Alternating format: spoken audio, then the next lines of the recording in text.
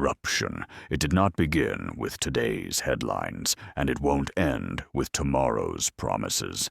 It is as old as power itself. But what makes corruption so insidious is not just its existence, it's its persistence.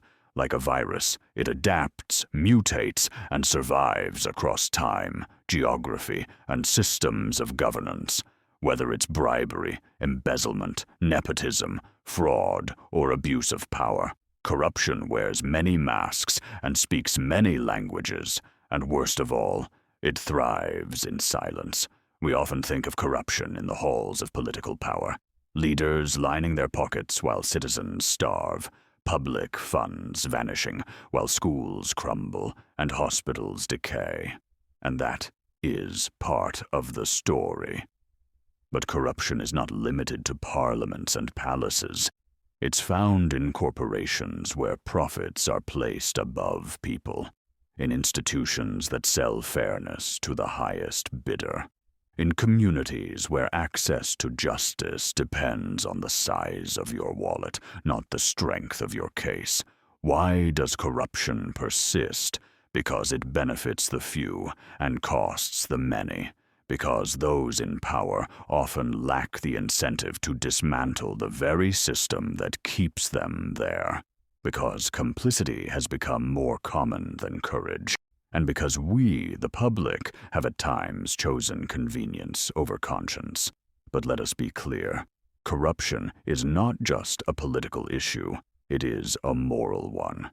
It is a betrayal of trust. It steals not only money, but hope. It breeds cynicism, weakens democracy, and fuels poverty and inequality.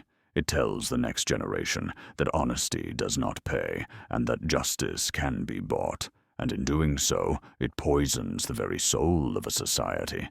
We cannot afford to normalize corruption. We cannot afford to shrug it off as just the way things are.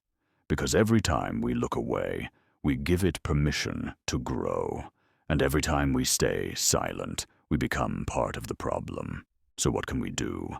The fight against corruption is not easy, and it is not short, but it is possible.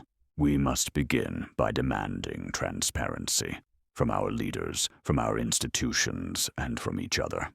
Sunlight, they say, is the best disinfectant.